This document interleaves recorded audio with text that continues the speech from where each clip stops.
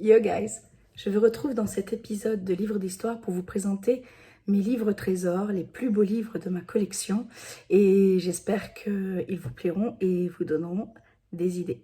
On commence tout de suite. On va commencer en beauté avec le livre que j'ai commandé et que j'ai reçu à Noël, Les reines et favorites de France aux éditions Larousse, qui est vraiment un véritable trésor, un livre magnifique, truffé d'illustrations et de reproductions de documents historiques. Donc je vous montre tout ça en insert.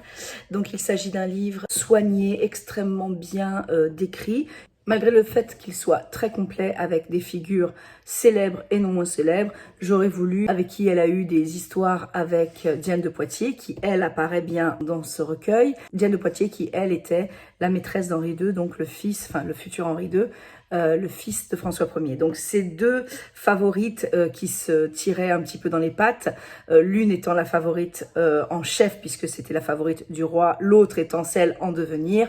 Anne de Pisseleu pour moi manque au recueil et j'aurais voulu voilà que ce soit qu'elle apparaisse parce que je pense qu'elle avait sa place. Ce sont des reproductions inédites, des exceptionnelles reproductions de documents d'époque avec par exemple les cartes de tarot de Charles VI le Fol, ou bien encore plus impressionnant et encore plus prenant aux tripes, c'est quand j'ai découvert la dernière lettre de Marie-Antoinette qu'elle a écrite à sa belle-sœur, Madame Elisabeth, pour lui recommander ses enfants. Alors, on n'arrive pas bien à lire, mais à la fin du bouquin, en fait, on a le récapitulatif de la transcription de tous les facsimilés, de leur signification si on n'avait pas bien compris, et on a donc la retranscription de la lettre Marie-Antoinette à sa belle-sœur Elisabeth, et c'est tout à fait exceptionnel et prenant. C'est vraiment un document d'exception, donc je suis vraiment ravie.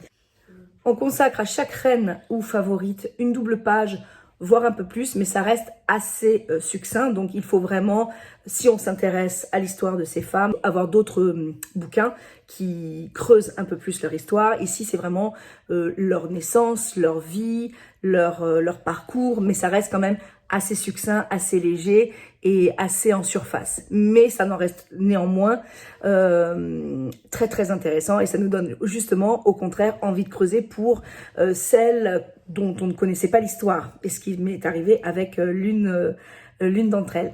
J'ai une remarque néanmoins à faire pour ce bouquin. Il s'agit d'une énorme coquille qui a été faite.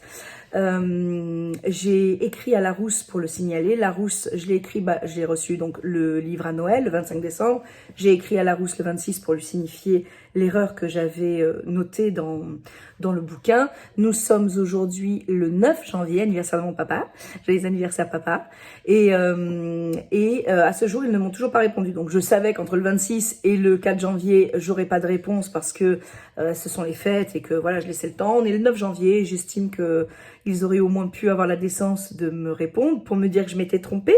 Je vais donc vous révéler l'erreur faite par l'ouvrage et qui pour moi est une aberration, en espérant que peut-être Larousse va revenir vers moi pour me dire que non, j'ai tort et moi j'aimerais bien avoir tort parce que quand je vois la beauté du bouquin, quand je vois la beauté de l'ouvrage, ça m'embête d'avoir des erreurs comme ça. Moi, pour d'autres reines ou d'autres rois ou d'autres faits historiques, si je ne les connais pas et qu'on me donne des informations, eh bien je les prends telles quelles et je présume qu'elles sont réelles, qu'elles sont véridiques et non pas complètement fausses. Donc ça, c'est vraiment un point sur lequel je suis très pointilleuse. J'aime l'exactitude, je l'ai déjà dit dans des précédentes vidéos, et quand j'ai lu ça, j'ai vraiment sauté de mon siège et j'ai vraiment dit non mais attends, j'ai relu la phrase, j'ai relu dans tous les sens, j'ai fait des vérifications évidemment, et pour moi c'est vraiment une aberration.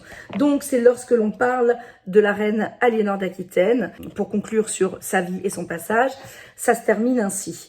Donc on parle donc d'Aliénor d'Aquitaine, celle qui fut reine de France puis d'Angleterre, duchesse d'Aquitaine, mère de 2 rois d'Angleterre, donc on parle de Richard Cœur de Lion et Jean sans Terre, grand-mère de Blanche de Castille, nous y voilà, virgule, donc on parle de Blanche de Castille, future épouse de Louis IX, virgule, se retire à l'abbaye de Fontevraud.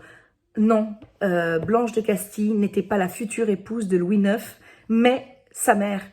Blanche de Castille était l'épouse de Louis VIII, ils auront pléthore d'enfants et elle aura le futur Louis IX, aka Saint-Louis. Donc Non, Blanche de Castille n'est pas la future épouse de Louis IX. Et je trouve que dans une édition aussi prestigieuse que Larousse, faire une telle erreur, c'est quand même grave. Surtout que lorsque l'on tourne la page, donc voilà, hein, je vous montre le passage. Le passage se trouve en bas, ici. Et lorsque l'on tourne la page pour parler de Blanche de Castille, la première chose que l'on voit, c'est épouse de Louis VIII et future mère de Saint-Louis. Donc, ils se contredisent eux-mêmes à l'intérieur du même ouvrage. Je trouve ça vraiment, vraiment dommage. Et ça aurait pu être... pour moi, le livre coup de cœur ultime, l'ultime coup de cœur. Et non, je suis vraiment réellement déçue. Et je n'ai lu que la moitié du bouquin, donc ça se trouve, je tomberai sur d'autres coquilles. Donc, ou alors, ça se trouve, il y a d'autres coquilles que je n'ai pas pu déceler parce que j'étais pas assez pointue sur la connaissance des reines et des favorites. Donc voilà, c'était le petit coup de gueule contre Larousse. Ce que j'aime, par contre, c'est lorsque ce sont des reines, leur nom est brodé ici, et lorsque ce sont des favorites, leur nom est simplement écrit sans être brodé. Comme ça, on fait vraiment la différence de qui était reine de France et qui était favorite. À part le bémol dont je vous ai parlé, reines et favorites de France, truffées de reproductions de documents historiques, la façon dont il a été édité, c'est vraiment, il y a un travail éditorial qui est extraordinaire, qui est vraiment extrêmement bien fait, et c'est un livre que je vous recommande si vous aimez l'histoire et les femmes qui ont fait l'histoire. Je vais vous présenter à présent les 4 bouquins que j'ai achetés sur The Book Depository, qui est un site anglais que j'aime beaucoup parce que déjà la livraison est gratuite. Alors peut-être qu'avec le Brexit ça va changer, j'espère que non, du moins qu'il n'y aura pas de frais de douane, parce que là franchement ça risque de devenir beaucoup moins intéressant. Donc c'est là que j'ai acheté Heartless, c'est là que j'ai acheté tous mes livres sur Nevermore que je vous ai présenté dans la précédente vidéo. Et bref, c'est un site que je vous recommande si vous parlez anglais ou pas, et que vous avez envie de démarrer et de vous acheter des livres en anglais. Je vous conseille ce site, The Book Depository, je vais vous l'écrire ici. Et voilà, tout simplement, c'est un très très bon site, et il n'y a jamais eu de problème avec eux. Il y a un livre que j'ai mis pratiquement 1 mois à recevoir et il est arrivé. Donc finalement, j'allais émettre un bémol, et puis non, finalement non. Je me suis donc procuré un livre qui a disparu des ventes en France parce que il a été littéralement, je pense que c'était une édition limitée, et il a été littéralement arraché en France et on ne peut plus le trouver nulle part. Donc je l'ai trouvé sur The Book Depository. Évidemment, il est en anglais, mais c'est pas très très grave. Il s'agit de le premier tome d'Harry Potter. Donc Harry Potter et la pierre philosophale, The Philosopher's Stone. Et c'est un livre véritablement qui est un trésor. Donc déjà, de par la couverture, vous voyez, il est magnifique. Mais en plus, vous allez voir qu'à l'intérieur, c'est juste extraordinaire. Et toutes les éditions Mina Lima sont juste extraordinaires parce que dedans, le travail éditorial est incroyable. Donc, je sais que Mina Lima a sorti donc le bouquin Harry Potter qui a été littéralement dévalisé et qu'on ne peut plus trouver nulle part. Mais vous pouvez encore le trouver en VO sur le site The Book Depository. Mais je sais qu'ils ont sorti le livre de la jungle récemment en français, que vous pouvez trouver sur les plateformes habituelles ou même en librairie.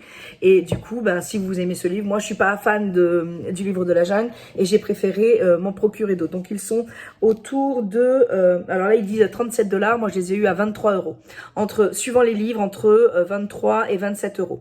Et pour un tel livre d'une telle beauté et d'un tel travail éditorial, je trouve que ça les vaut largement. Je me suis procuré La Belle et la Bête. Je ne vais pas vous faire les résumés de chaque histoire et je ne vais pas vous dévoiler trop de trésors à l'intérieur parce que ce serait dommage de ne pas vous laisser la surprise. Il y a également La Petite Sirène et d'autres contes de Hans Andersen. Donc je pense que ce n'est pas la version édulcorée de Disney où tout va bien et tout il est beau et tout il est gentil. Je pense que la vraie histoire de La Petite Sirène, ça se finit vraiment pas bien du tout, et je ne l'ai pas encore lu puisque je les ai reçus reçus quand je suis revenue de vacances. Donc j'ai pas encore eu le temps de les lire, mais j'espère vraiment que c'est la version originale. Donc, normalement, si c'est Andersen, ça devrait être la vraie version du coup, et non pas la version Disney où ils vécurent happily ever after. Donc voilà. En tout cas, le travail éditorial est encore une fois extrêmement bien réussi par Mina Lima et je suis enchantée. Mon dernier achat que je me suis procuré chez The Book Depository, vous l'aurez peut-être deviné. Et oui, il s'agit des aventures d'Alice au Pays des Merveilles.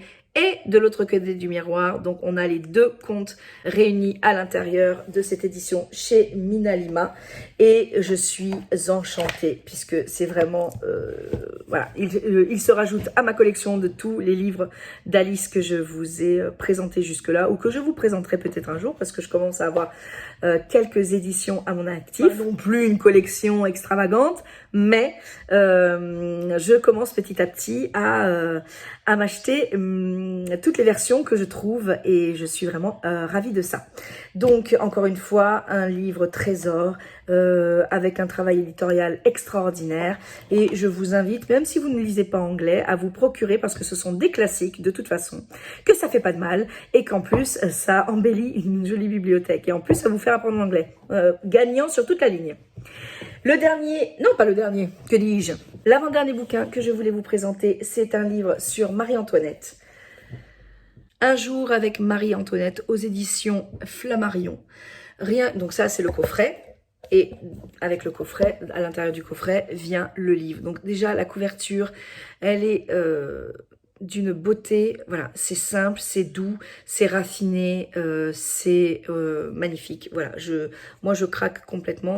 Vous savez peut-être que je suis très sensible aux couvertures. Il se peut que j'achète un livre simplement parce que j'ai flashé sur la couverture et être complètement déçue par l'intérieur, ou alors au contraire passer à côté d'un coup de cœur parce que la couverture ne m'avait pas du tout attirée. Donc je suis vraiment très sensible et en même temps c'est le travail d'une maison d'édition que de faire flasher les futurs acheteurs sur la couverture. En tout cas, ce livre que j'ai déjà feuilleté un jour avec Marie-Antoinette ne raconte pas donc un jour vraiment véritablement avec Marie-Antoinette, mais retrace sa vie.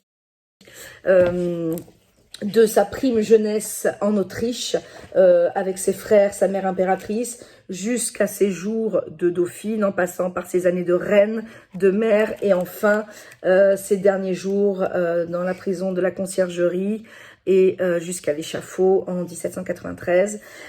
C'est un livre ce livre est riche en illustrations, en peintures inédites, et très célèbre. C'est vraiment un trésor de bouquin pour les passionnés d'histoire, pour les passionnés de Marie-Antoinette. Je pense que c'est un livre qui est extrêmement important d'avoir dans sa bibliothèque. Je ne l'ai pas encore lu, donc je ne sais pas encore la teneur de ce qui est écrit, des renseignements, des informations qui y sont données. En tout cas, les illustrations sont juste à tomber par terre et rien que pour ça, bien, je dis oui. Et enfin, le dernier livre que je vous présente, il s'agit de un recueil de 7 nouvelles de Jane Austen qui est juste merveilleux, magnifique. Donc je l'ai aussi acheté sur The Book Depository. Il est incroyablement beau. Il est enfin voilà, la tranche, elle est dorée.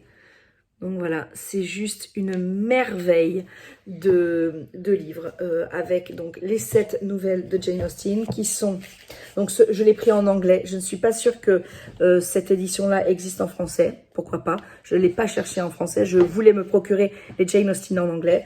On a Sense and Sensibility, Pride and Prejudice, Mansfield Park, Emma Northanger Abbey, Persuasion and Lady Susan.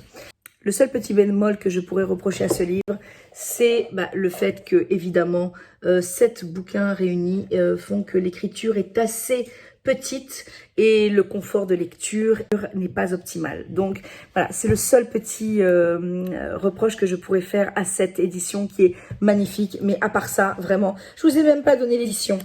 Donc ça s'appelle Barnes and Nobles et je vous la mets ici si ça vous intéresse. Et ce livre est juste une beauté absolue. C'est un des trésors de ma bibliothèque et j'y tiens comme à la prunelle de mes yeux. Voilà. J'espère que ce petit tour dans ma bibliothèque de trésors vous aura plu et vous aura donné peut-être quelques idées pour un anniversaire, puisque le prochain Noël, on n'y est pas encore.